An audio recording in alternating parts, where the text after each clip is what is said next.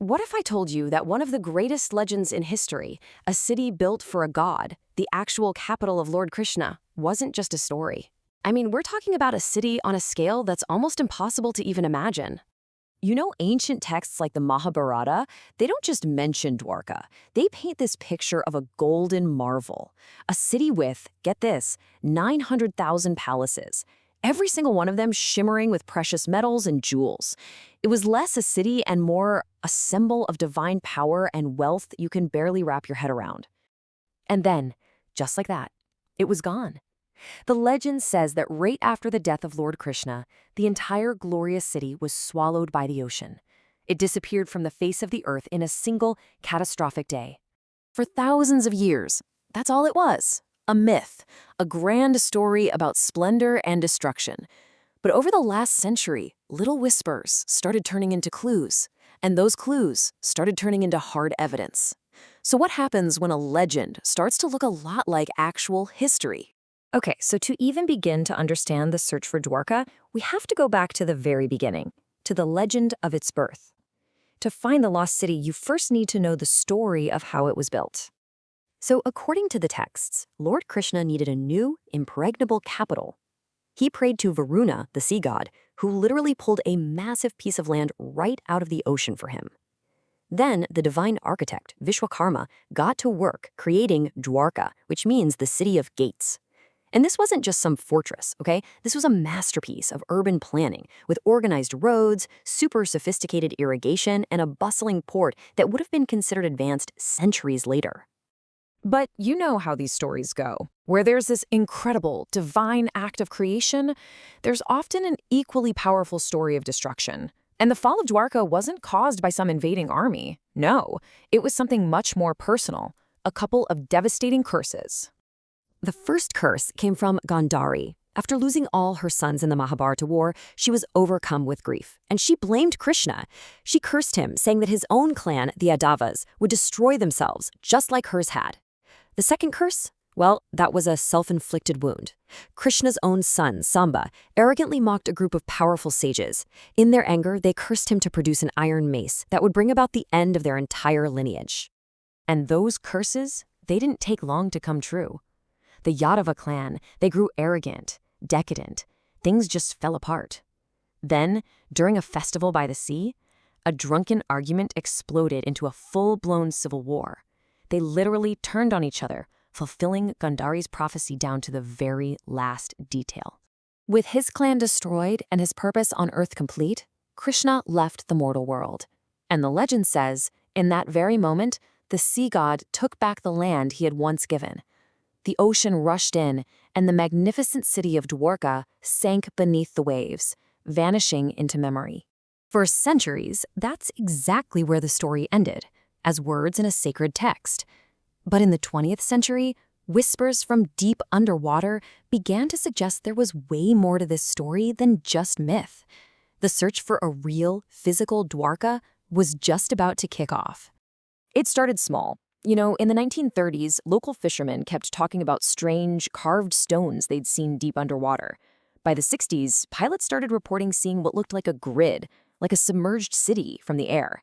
This got the Archaeological Survey of India interested, and in '63, they found ancient pottery. But the real turning point was in the 70s.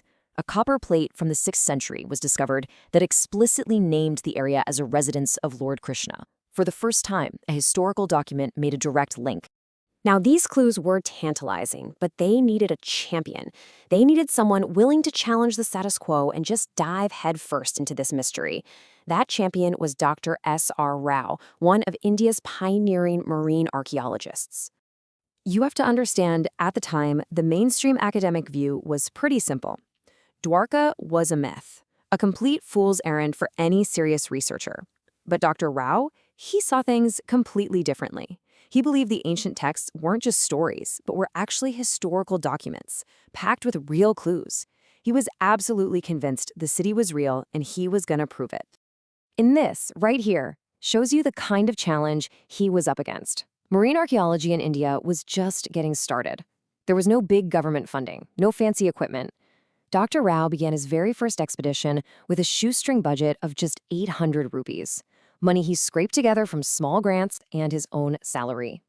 But despite all the hardships, his persistence absolutely paid off. Between 1983 and 1992, his team went on 12 grueling expeditions. They discovered what was unmistakably a massive 560-meter-long city wall deep beneath the sea. They found stone pillars, building foundations, and these unique three-holed stone anchors that proved this was a major advanced port. By 1990, they had over 500 artifacts. Suddenly, Dwarka was starting to look very, very real. So Dr. Rao laid the foundation, but the story was far from over. What happened next when 21st century technology got involved? Well, that's where the lines between myth and science just started to completely dissolve.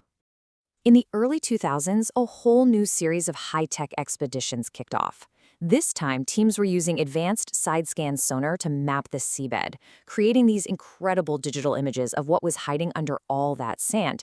And crucially, they brought artifacts up for modern dating techniques like carbon-14. And the results they got back were absolutely staggering.